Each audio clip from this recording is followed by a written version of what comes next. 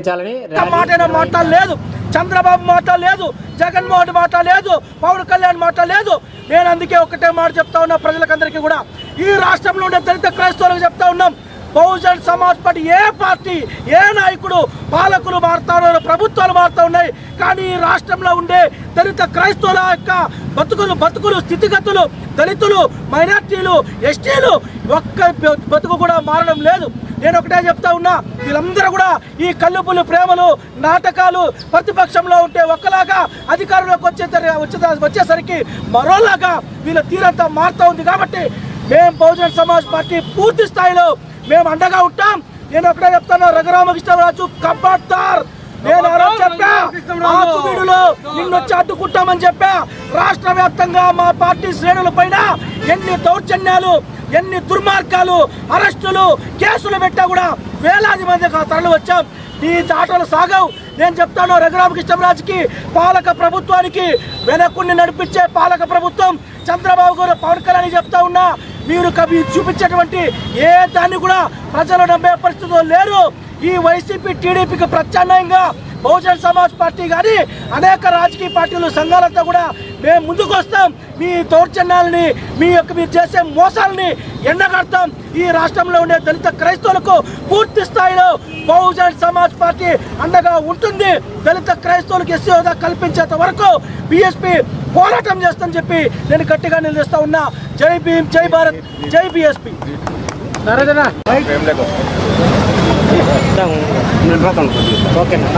జై భీమ్ మిత్రులారా, ఈరోజు ఈ మీడియా సమావేశం ఈ అందరికీ విదితమే. రాయలసీమ జోన్ స్థాయిలో బహుజన్ సమాజ్ పార్టీ ఆధ్వర్యంలో ఈ సమావేశాన్ని నిర్వహిస్తూ ఉన్నాము. అనంతపురం జిల్లా కేంద్రంలో ముఖ్యంగా 2 అంశాల మీద ఈ యొక్క సమావేశాన్ని మేము నిర్వహిస్తున్నాం. మా అధ్యక్షుల వారు ఇంతకు ముందే చెప్పారు, ఈ రాష్ట్రంలోని ఉన్నటువంటి దళిత క్రిస్టియన్లకు ఎస్సీ హోదా కల్పించాలని చెప్పి అనేక పార్టీలు మాట్లాడుతూ ఉన్నాయి, కానీ ఆచరణలో మాత్రం ఎవరు కూడా పనిచేయడం లేదు. ఒక బహుజన్ సమాజ్ పార్టీ మాత్రమే రఘురామకృష్ణరాజును ఆకివీడిలో మేము అడ్డుకోవడం జరిగింది. ఏ రాజకీయ పార్టీ కూడా తను అడ్డుకోలేదు. కాబట్టి నిజంగా ఎవరు పని చేస్తూ ఉన్నారో దళిత బడుగు బలహీన వర్గాల వారికి, ప్రత్యేకించి బహుజనులకు ఎవరు పని చేస్తూ ఉన్నారో విషయాన్ని మీరందరూ అర్థం చేసుకోవాలని కోరుతా ఉన్నాం.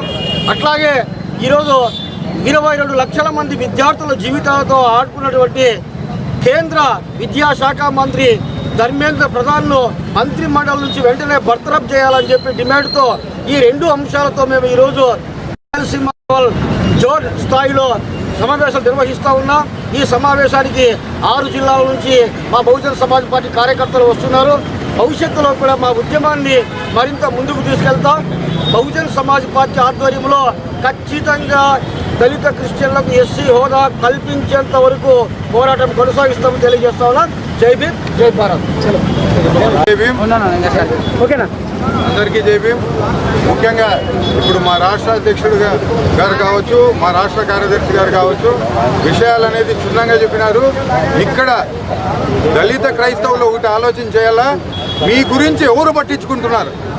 ఈ రాష్ట్రంలో టీడీపీ పట్టించుకుంటా ఉందా, వైసీపీ పట్టించుకుంటా ఉందా? ఓట్లు వాళ్ళకి వేస్తున్నారు, సమస్య మేము నెత్తికెత్తుకుంటా ఉన్నాం. దీన్ని మీరు ముఖ్యంగా గమనించాలా.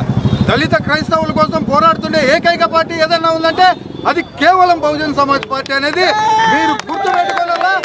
ఓట్ల రూపంలో వాళ్ళకేసి మీ సమస్య రూపంలో మేము నెత్తికెత్తుకొని రాష్ట్రమంతా, మా రాష్ట్ర అధ్యక్షుడు రాష్ట్రమంతా తిరిగి మీకోసం పోరాడుతున్నారు. మిత్రులారా, ఇది గమనించండి. రేపు పొద్దున్న బహుజన్ సమాజ్ పార్టీనే ఎస్సీ ఎస్టీ బీసీ మైనార్టీలకి దిక్కని తెలియజేస్తూ జై భీమ్, జై భారత్.